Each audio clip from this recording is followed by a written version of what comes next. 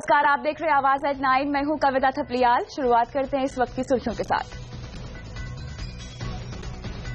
We reserve the right to respond to any act of the adversary at the time and place of our own choosing.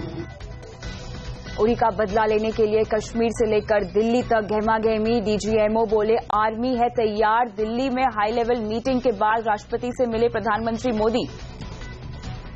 Uri हमले के बाद दुनिया के सामने बेनकाब हुआ पाकिस्तान। आतंकी हमले में पाकिस्तानी हाथ के सबूत के बाद रूस ने रद्द किया पाकिस्तान के साथ सैन्य अभ्यास।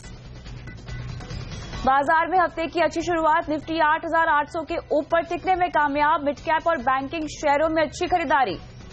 जीएसटी लागू करने के लिए सरकार की तैयारी ने पकड़ी रफ्तार। मुनाफाखोरों पर शिकंजा कसने के लिए निगरानी का बनेगा सिस्टम।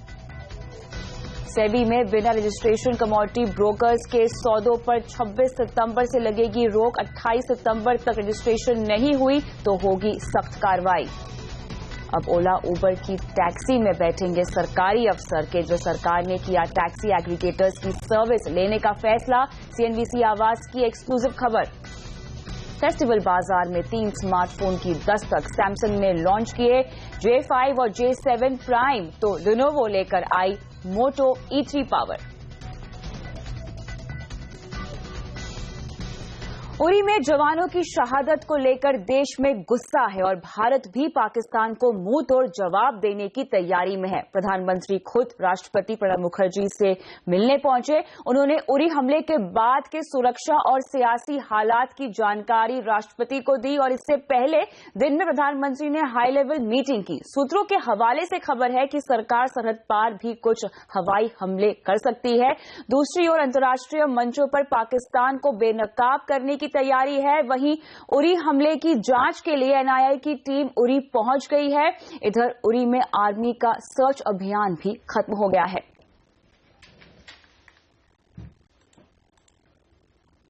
इस पूरे हलचल पर ज्यादा अपडेट देने के लिए हमारे साथ इस वक्त जुड़ रही है हमारी सहयोगी पल्लवी घोष। पल्लवी, उरी हमले के बाद जिस तरह से गहमागहमी अब बढ़ी है सरकार की, ये बताएं कि रणनीति क्या है? पाकिस्तान को मुंह तोड़ जवाब देने के लिए आखिर क्या तैयारी है सरकार की? देखिए, जो मुलाकातें हुई सुबह से प्रधानमंत्री ने जितने भी आला मंत्री हैं उनके साथ उनकी मुलाकात हुई। उसके पहले रक्षा मंत्री और गृह मंत्री के बीच में भी जो मुलाकात हुई उसमें जो बातें निकल के आ रही है कि 2 तरह का स्ट्रैटेजी है सरकार के सामने। एक तो राजनीतिक स्ट्रैटेजी, यानी कि एक पॉलिटिकल कंसेंसस बनाने की कोशिश करेंगे और पार्टी मीटिंग बुलाने की बात भी चल रही है। और ऐसे में सरकार चाहती है कि जितने भी विपक्षी दल है सब साथ हो और जो भी जवाब देना है पाकिस्तान को सबके मतभेद दूर करके। इसके अलावा प्रधानमंत्री और राष्ट्रपति के बीच भी मुलाकात हुई जहां पे प्रधानमंत्री ने राष्ट्रपति को पूरा ब्यौरा दिया। लेकिन सबसे अहम है स्ट्रैटेजी जो सरकार की है वो है कूटनीति या डिप्लोमेटिक स्ट्रैटेजी, यानी कि जब UNGA जनरल असेंबली की मीटिंग चल रही है जहां पे नवाज शरीफ ये मुद्दा उठाएंगे, लेकिन साथ साथ सुषमा स्वराज जो विदेश मंत्री है 26 को बोलेंगी, वहां पे भी वो उरी वाली बात उठाएंगी और साथ ही साथ जितने भी विदेश हैं उनसे ये अपील करेगी कि भारत का ऐसे समय में साथ दे। और हालांकि अगर आप देखें जिस तरह से बयान आ रहे हैं, चाहे वो UK हो, कनाडा हो, रशिया हो, उनकी तरफ से वो सब समर्थन कर रहे हैं भारत का और कह भी रहे हैं कि जिस तरह के अटैक हुआ है उरी में वो गलत था और इसके पीछे जो भी है उनके खिलाफ कार्रवाई भी करनी चाहिए। बिल्कुल, शुक्रिया तमाम डिटेल्स के लिए पल्लवी। और अब आपको दिखाते हैं कि उरी को लेकर कैसे पूरे देश में हम देख रहे हैं कि गुस्सा उबल रहा है पूरे देश में और पूरे देश में अब किस तरह की मांग है उरी का बदला लेने के लिए।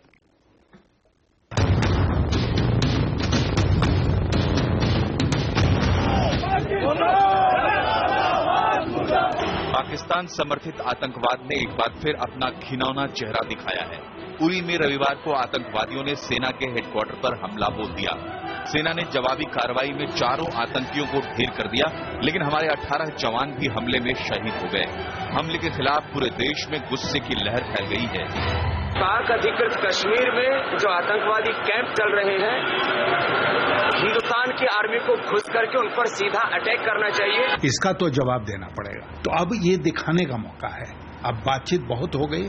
कश्मीर का इशू सिर्फ कश्मीर का इशू नहीं है, देश का इशू है। कश्मीर पर जो हमला है वो देश पर हमला है। 17 जवानों की शहादत है ये, इसके लिए जिम्मेदार कौन है? उसका जवाब तो देना ही पड़ेगा जनता को। मोदी सरकार के ऊपर पाकिस्तान के खिलाफ कार्रवाई का दबाव है।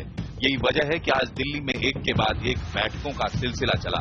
पहली बैठक गृह मंत्री राजनाथ सिंह और आला अधिकारियों के बीच हुई। दूसरी बैठक खुद प्रधानमंत्री ने बुलाई, जिसमें गृह मंत्री समेत कई मंत्री और अधिकारी शामिल हुए। तय हुआ कि ठंडे दिमाग से काम करने की जरूरत है। अंतर्राष्ट्रीय स्तर पर पाकिस्तान को अलग थलग किया जाए। देश को एकजुट होकर के इस कार्रवाई में जो भी होगा उसके लिए ज्यादा बात नहीं करते हुए जो करना है वो कार्रवाई करना चाहिए, लेकिन उसमें बयानबाजी करेंगे तो वो ठीक नहीं होगा। किसी भी चीज को करने के लिए ठंडे दिमाग से सोच समझकर रणनीति के तहत काम करना चाहिए। और मुझे पूरी आशा है कि जो हमारे प्रधानमंत्री जी ने बोला उसके ऊपर जरूर कुछ न कुछ होगा। We have the desired capability to respond to such blatant acts of aggression and violence in the manner as deemed appropriate by us. We reserve the right to respond to any act of the adversary at the time and place of our own choosing. सरकार ने उरी में हमले पर सियासत नहीं करने की appeal की है, लेकिन विपक्ष जवाबी कार्रवाई में कमजोरी देख रहा है। प्रधानमंत्री जी, हम आपसे एक बात कहना चाहते हैं कि मुल्क का, कौम का इतना भी न मयार गिरे कि सुर्खियां देखते हाथ से अखबार गिरे। ये नरेंद्र मोदी की लापरवाही से हमारे जवान मारे जा रहे हैं और ये हमारा पाटन हिस्सा है, धीरे धीरे हाथ से निकलता नजर आ रहा है। सत्ता में आने के पहले बीजेपी अक्सर पाकिस्तान के खिलाफ कड़ी कार्रवाई की दुहाई देती थी। ऐसे में आज सेना के खिलाफ पिछले एक दशक में सबसे बड़े अटैक के बाद सरकार पर एक्शन का दबाव बढ़ रहा है। Bureau report. मयूरी हमले को पाकिस्तान से अंजाम दिए जाने के सबूत मिलने के बाद दुनिया के सामने पाकिस्तान बेनकाब हो गया है। रूस ने पाकिस्तान के साथ साझा सैन्य अभ्यास को रद्द कर दिया है। रूस ने यह भी कहा है कि वो आतंकवाद के खिलाफ जंग में भारत के साथ है। वहीं बांग्लादेश, अफगानिस्तान जैसे पड़ोसी मुल्क भी खुले तौर पर पाकिस्तान के खिलाफ अब बोल रहे हैं। अफगानिस्तान के राजदूत शैदा एम अब्दाली ने कहा है कि अब वक्त आ गया है कि भारत और अफगानिस्तान आतंकवाद के खिलाफ एकजुट हो जाएं। ये बहुत खौफनाक और बुज़दिलाना हमला था कल, जिसमें 18 इंडियन जवान मर चुके हैं और बहुत और भी जख्मी हैं। अफगानिस्तान इस हमले को शिद्दत से मजम्मत करता है और हम लोग इंडिया के लोगों के साथ है इस मुश्किल हालत में। अफगानिस्तान और इंडिया दोनों ये कुर्बानी सालों से दे रहे हैं। इंडिया और अफगानिस्तान को एक मुश्तरक मंसूबा बनाना चाहिए। यहाँ पर आगे बढ़ते हैं। बलूचिस्तान में पाकिस्तान के अत्याचार के खिलाफ लड़ रहे बलूच नेता मरामदाग बुख्ती भारत में शरण लेने के लिए आवेदन देंगे और हमारे सहयोगी चैनल CNN News 18 ने सबसे पहले ये खबर दी थी कि बलूच नेता बुख्ती भारत में राजनीतिक शरण ले सकते हैं और अगर ऐसा होता है तो मरामदाग बुख्ती जो है वो दलाई लामा के बाद दूसरे सबसे बड़े नेता होंगे जिसको भारत शरण देगा और इस कदम को पाकिस्तान के लिए एक बड़ा झटका माना जा रहा है। हमने ये फैसला किया है मेजॉरिटी हमारे दोस्तों ने कि मैं फॉर्मली अब इंडियन गवर्नमेंट से अपनी असाइलम का दरख्वास्त करूंगा। तो definitely within few days as I said in my statement कि हम इस पर आज ही से काम करेंगे। तो definitely we will discuss it and we will go to the Indian embassy to formally ask for asylum. रुक करते हैं अब दूसरी बड़ी खबरों की ओर। GST का पूरा फायदा आम लोगों को मिले, इसके लिए सरकार निगरानी का अलग सिस्टम तैयार करने पर विचार कर रही है। साथ ही GST समय पर लागू हो, इसके लिए शीतकालीन सत्र समय से पहले बुलाया जा सकता है। गुड्स एंड सर्विसेज टैक्स यानी GST लागू होने के साथ ही महंगाई बढ़ने की चिंता सरकार को अभी से ही सताने लगी है। इसलिए सरकार अलग से ऐसा सिस्टम तैयार करना चाहती है जो ये सुनिश्चित करे कि GST लागू होने से महंगाई ना बढ़े और GST का पूरा फायदा आम लोगों तक पहुंचे। इसके लिए अलग एजेंसी या अथॉरिटी की शक्ल में एक ढांचा खड़ा किया जा सकता है जो फैक्ट्री से लेकर कंज्यूमर तक सामान पहुंचने पर उसकी कीमतों के निर्धारण पर नजर रखे। सरकार का मानना है कि जीएसटी लागू होने से सामान की कीमतें कम होनी चाहिए, लेकिन कई देशों में देखने को मिला है कि कंपनियां या ट्रेडर जीएसटी की आड़ में सामान के दाम बेतहाशा बढ़ा देते हैं। ये बहुत जरूरी होगा सरकार को साथ साथ ये रखने की ख्याल रखने के लिए, ताकि जनता का ऊपर असर पड़े कि जीएसटी जब टैक्स कम होगा उसका कीमत भी कम होगा, प्राइस का कम होना चाहिए। ये बहुत जरूरी है। Monitoring mechanism, price monitoring mechanism, price control mechanism and anti profiteering mechanism. GST लागू होने के साथ ही महंगाई भी ना बढ़े, ये सुनिश्चित करना सरकार के लिए राजनीतिक तौर पर जरूरी भी है, क्योंकि जीएसटी लागू होने के साथ साथ कई राज्यों में विधानसभा चुनाव हो रहे होंगे और जीएसटी लागू होने के कुछ ही दिन बाद सरकार को लोकसभा के लिए चुनावी मैदान में भी उतरना होगा। शायद यही वजह है कि सरकार जीएसटी समय पर यानी 1 अप्रैल 2017 से लागू कर देना चाहती है, ताकि जीएसटी के साइड इफेक्ट को समय रहते संभाला जा सके। इसलिए सरकार संसद का शीतकालीन सत्र समय से पहले बुलाने पर भी विचार कर रही है, जिससे जीएसटी लॉ जल्दी पास करा लिया जाए, लेकिन इतना ही काफी नहीं होगा। पार्लियामेंट में विंटर सेशन करके लॉ तो पास हो जाएगा, लेकिन हमारे जो जीएसटी नेट है, जीएसटी नेट फुली ऑपरेशन हुआ कि नहीं, जीएसटी नेट फुली ऑपरेशन होने के बाद 2-3 पायलट रन होना चाहिए, क्योंकि सब राज्य का जो आईटी एबिलिटी समान लेवल में नहीं है। गौरतलब है कि जल्दबाजी का खमियाजा भी सरकार को भुगतना पड़ा है। जीएसटी काउंसिल के नोटिफिकेशन में गलती से ये लिख दिया गया कि केंद्र सरकार 17 सितंबर से पेट्रोल और तंबाकू प्रोडक्ट के अलावा किसी प्रोडक्ट पर एक्साइज ड्यूटी नहीं लगाएगी, जबकि ये फैसला जीएसटी लागू होने के बाद अमल में आना था। अब सरकार इसके लिए जरूरी संशोधन लाने वाली है। हालांकि उम्मीद है कि सरकार इसे सबक के तौर पर लेगी और जीएसटी जैसे ऐतिहासिक टैक्स सुधार को अमल में लाने में पूरी सावधानी बरतेगी। लक्ष्मण रॉय, दिल्ली। अब बात करते हैं शेयर बाजार में आज हुए कारोबार की। बाजार में हफ्ते का पहला कारोबारी दिन तेजी के नाम रहा। बाजार की शुरुआत हल्की बढ़त के साथ आज हुई और जल्द ही निफ्टी 8,800 के पार निकल गया। मेटल, इंफ्रा, एनर्जी, बैंक शेयरों में आज हमने अच्छी खरीदारी होते हुए देखी। वहीं मिड कैप शेयरों में आज आधे फीसदी से ज्यादा मजबूती रही। कारोबार के अंत में सेंसेक्स में 35 पॉइंट और निफ्टी में लगभग 29 पॉइंट की बढ़त रही। 28 सितंबर तक कमोडिटी ब्रोकर्स को हर साल में सेबी में रजिस्ट्रेशन करा लेना होगा। जो नहीं कराएंगे उनके अधिकारों में कटौती हो सकती है। तो क्या है रजिस्ट्रेशन की शर्त, इसी पर और जानकारी के साथ हमारे साथ अब जुड़ रहे हैं हमारी सहयोगी मनीषा गुप्ता जुड़ रही हैं। मनीषा, ये बताएं कि अब नेटवर्थ और बेस कैपिटल के मामले में काफी कड़े नियमों का सामना यहां पर करना पड़ रहा है कमोडिटी ब्रोकर्स को, लेकिन क्या कुछ और हो रहा है रजिस्ट्रेशन के अंतिम हफ्ते में? जी हाँ, काफी बड़ी न्यूज ये बनके इस वक्त आ रही है, बिकॉज 28 सितंबर जो कि डेडलाइन है वो अब यहाँ पर काफी करीब है और इसके चलते एक्सचेंजेस और सेबी की तरफ से यहाँ पर काफी पुश है। आपको याद होगा एफएमसी और सेबी का मर्जर 28 सितंबर 2015 में हुआ था और 1 साल का समय दिया गया था ब्रोकरेजेस को रजिस्ट्रेशन कराने के लिए। ऑल्सो पहले 3 महीने में एप्लीकेशन भेजने की बात की गई थी और तब 1500 कमोडिटी ब्रोकर्स ने एप्लीकेशन भेजा था, लेकिन जो लेटेस्ट आंकड़े निकल के आ रहे हैं उसके हिसाब से सिर्फ 550 को ही अभी तक की रजिस्ट्रेशन ग्रांट किया गया है। तो यानी कि आधे से भी कम नंबर्स फिलहाल हम यहां पर कमोडिटी ब्रोकर्स के हिसाब से देखेंगे। यहां पर 3-4 चीजें काफी इंपॉर्टेंट हैं। एक, जब एफएफसी के अंडर आप थे तो कमोडिटी ब्रोकरेज जो रजिस्ट्रेशन फीस थी वो काफी कम थी, इसके लिए बहुत सारे ब्रोकर्स ने यहां पर अप्लाई कर लिया था। लेकिन अब क्योंकि कैपिटल रिक्वायरमेंट्स, नेटवर्थ ज्यादा होने की एक्सपेक्टेशन है, तो इसके चलते यहां पर काफी ज्यादा नंबर्स हमने गिरते हुए देखे हैं। जैसे कि आपने कहा कि एक्सचेंजेस ने यह भी कहा है कि अगर 26 सितंबर से पहले अगर यहां पर कंप्लाई नहीं किया गया तो स्क्वायर ऑफ मोड में डाल दिया जाएगा और 28 सितंबर जो कि डेडलाइन है, अगर तब तक भी सभी पेपर्स यहां पर सप्लाई नहीं किए गए तो बाय लॉज और रूल्स के तहत यहां पर स्ट्रिक्ट एक्शन भी ब्रोकरेजेस के अगेंस्ट में लिया जा सकता है। इसके अलावा 2-3 चीजें और भी हैं। एक ये कि काफी हद तक ब्रोकर्स अब यहां पर ट्रेडिंग मेंबरशिप ले रहे हैं, क्लियरिंग मेंबरशिप से वो ऑप्ट आउट कर रहे हैं। इसके अलावा काफी सारे ब्रोकर्स डोरमेंट भी थे, वो रजिस्ट्रेशन या मेंबर्स बनकर बैठे थे लेकिन ट्रेड नहीं कर रहे थे। तो काफी हद तक मार्केट ये मांगता है कि अब आप कंसोलिडेशन ऑफ ब्रोकर्स आता हुआ देखेंगे और सीरियस प्लेयर्स ही अब यहाँ पर इस मार्केट में रहेंगे।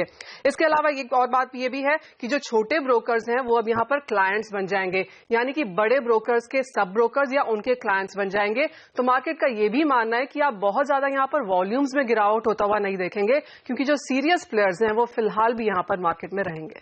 शुक्रिया मनीषा इन तमाम डिटेल्स के लिए। यहाँ रुकते हैं ब्रेक के लिए। ब्रेक के बाद सीएनबीसी आवाज ने ढूंढ निकाले वो खास इनोवेशन जो देश को बदलने में होंगे मददगार। तो क्या है वो खास इनोवेशन, बताएंगे आपको पूरी खबर इस ब्रेक के बाद।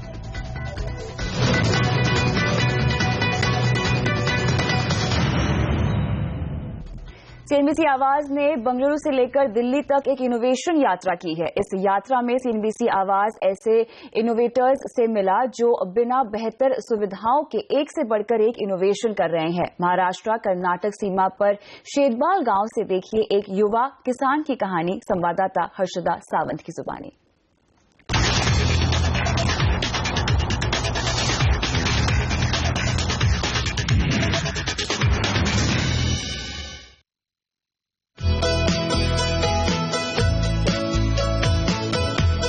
इनोवेशन यात्रा में मेरी मुलाकात हुई 21 साल के संतोष कावेरी से, जो वैसे बीबीए की पढ़ाई कर रहे हैं, लेकिन एक किसान के बेटे होने के चलते वो अपने गांव और खेती की हकीकत से जुड़े हैं। संतोष के गांव शेदबाल में गन्ने की सबसे ज्यादा खेती होती है। गन्ने की कटाई के बाद बैलगाड़ी में किसानों को गन्ना मिलों तक ले जाते संतोष ने बचपन से देखा है। ये किसान गन्ने का इतना भार संभाल पाए, इसीलिए संतोष ने बैलगाड़ी के लिए एक खास ब्रेक सिस्टम बनाया। रस्सी रहता है इसका, in Canada we call it as a मूगदाना। ओके, सो उसको टच किया, ओके, उसको टच करके वापस राइडर के पास वो रस्सी थी। ओके, तो रस्सी से हम एक बार खींचाना तो बुल को पता होता था कि rider wants to stop, so automatically the bulls also used to stop get and wheels also get controlled. ऐसे ब्रेक सिस्टम की मदद से बैलगाड़ी चलाने वाले किसान को गाड़ी रोकने के लिए किसी की मदद की जरूरत नहीं होती और साथ ही बैलगाड़ी को मोड़ना भी आसान होता है। शेदबाल इलाके के गन्ना किसान इस ब्रेक सिस्टम का भरपूर इस्तेमाल कर रहे हैं। संतोष का ये पहला इनोवेशन नहीं है। इससे पहले अपने पिता के खेत के लिए इन्होंने एक गाजर साफ करने वाली मशीन भी बनाई। गाजर को खेत से निकालकर साफ कर फिर मार्केट तक पहुंचाने में होने वाली देरी को कम करने के मकसद से मशीन बनाई गई। मिट्टी से भरे गाजरों को साफ करने की मशीन बनाने का आइडिया संतोष को वॉशिंग मशीन देखकर आया। वॉशिंग मशीन देखा तो उससे ऊपर आइडिया आया मेरे को कि इससे मैं ये बना लूं, कैरेट क्लीनिंग का मशीन बना दूं। ओके, तो फर्स्ट मैंने बनाने के लिए स्टार्ट किया तो 12 मशीन फेल हो गया। तो घर में सब गाली पड़ने लगा कि अरे भाई नहीं तो क्या कर रहा है, सब गाजर थे सब आधा आधा काट रहा है। 6 महीने के बाद 13 मशीन सक्सेस हुआ। पहले जहां गाजर की सफाई में पूरा परिवार घंटों बिताता था, अब महज 15 मिनट में 1 क्विंटल गाजर की सफाई हो जाती है। पानी की भी काफी बचत हो रही है। अब धीरे धीरे आसपास के गांव से कैरेट मशीन की मांग बढ़ रही है। इस कैरेट क्लीनिंग मशीन की खासियत है कि ये आलू, मूली, शलगम जैसे जमीन के नीचे उगने वाली सभी सब्जियों को साफ कर सकती है। संतोष जैसे इनोवेटर भारत की युवा पीढ़ी के लिए एक मिसाल है, जो बिना किसी मदद और गाइडेंस के ऐसे नायाब और सफल प्रोडक्ट बना रहे हैं। हर्षदा सावंत, शेदबाल।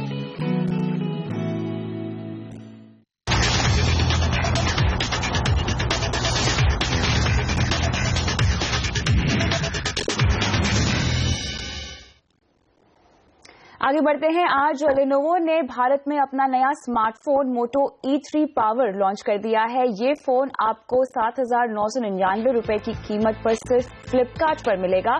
इस फोन की यूएसपी है 3,500 mAh की बैटरी और 10 वॉट का रैपिड चार्जर। साथ ही सैमसंग ने भी आज अपने नए फोन लॉन्च किए हैं। सैमसंग की गैलेक्सी J सीरीज में आज 2 नए फोन गैलेक्सी J5 प्राइम और J7 प्राइम स्मार्टफोन भी शामिल हो गए हैं। इन दोनों फोन में एस सिक्योर फीचर है जो आपका डेटा सेफ रखेगा। साथ ही बैटरी बचाने के लिए सैमसंग ने एस पावर प्लानिंग नाम का एक फीचर भी इसमें दिया है। J7 प्राइम की कीमत है 18,790 रुपए और J5 प्राइम की कीमत है 14,790 रुपए।